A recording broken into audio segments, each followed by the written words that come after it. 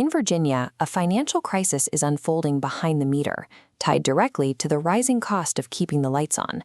This chart shows the recent surge in wholesale electricity capacity prices at PJM Interconnection, the regional grid operator.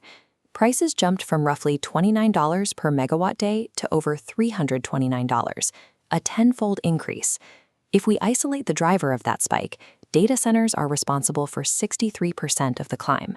This adds an estimated $9.3 billion in capacity costs to the system. Because these costs are socialized, the weight falls on residential ratepayers. By 2028, the average family in this territory faces a $70 increase on their monthly electric bill.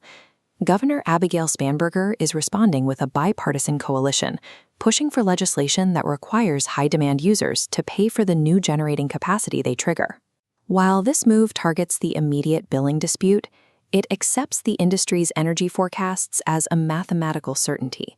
It assumes the demand being built for is real. Policy leaders are currently focused on who should pay the bill, but that only addresses the surface of the problem. We have to look at the numbers themselves. There is a high probability that the immense digital demand requiring all these new power plants does not actually exist. This is phantom demand, a projection of growth that has been decoupled from the reality of the people supposed to use it. Regional policy is currently being built on a hallucination. We are anchoring the state's economy to physical infrastructure that serves a ghost, setting a trap that could lead to decades of stranded debt.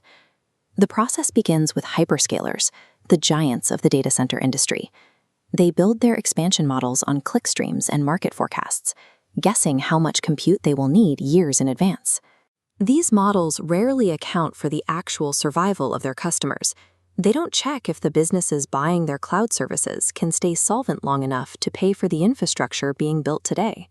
Grid operators like PJM take these unverified forecasts and turn them into physical reality. They plan billions of dollars in new generation and high-voltage transmission lines to meet a load that only exists on a spreadsheet. Concrete, steel, and physical hardware are being permanently bolted to the ground based on digital assumptions that have never been tested. Local utilities then take the bill for that infrastructure and pass it to the neighborhood. They assume the community is stable because their models only look at payment histories. They don't see the financial stress building behind the meter. The government misses the warning signs because they rely on lagging data. By the time a drop in tax collections shows a community is in trouble, the erosion of the local economy is already well underway. This creates a massive economic mismatch. Despite the scale of the buildings, a data center employs roughly 27 workers globally, roughly the same as a single Olive Garden. When rate hikes push a stressed family over the threshold, they don't just stop paying the electric bill. They stop paying for everything. They become bad debt that ripples across the entire regional economy. If the foundational community hollows out, the billions spent on new grid capacity become stranded assets. The households left behind are forced to pay for infrastructure built to serve a demand that never arrived. To solve this blindness, the standard corporate instinct is to hoard more data. Companies try to build better predictive models by scraping as much personal information as possible. This creates massive liability. These databases of consumer behavior become surveillance networks and prime targets for data breaches, all without actually verifying if a family can survive a rate hike. The alternative is privacy-preserving attestation. Technology now allows a household to verify its stability, sending a real-time signal without revealing their identity. A community can attest to its survival across 4 dimensions: environmental health, operational stability, social fabric, and financial solvency.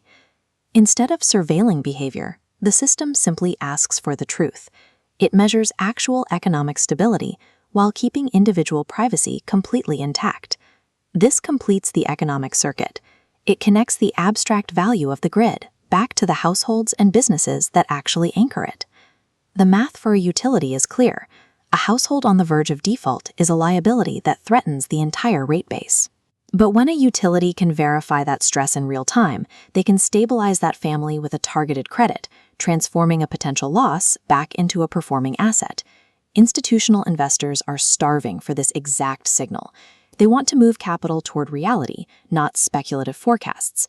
The $9.3 billion in capacity costs represents a massive failure of information. When investors can see the verified survival data of a community, they can stop funding overcapacity and instead deploy capital to stabilize the very households that pay the bills. The survival of our infrastructure depends on replacing digital hallucinations with the attested truth of our communities. We can't keep building for phantoms while the foundation of the grid is hollowing out.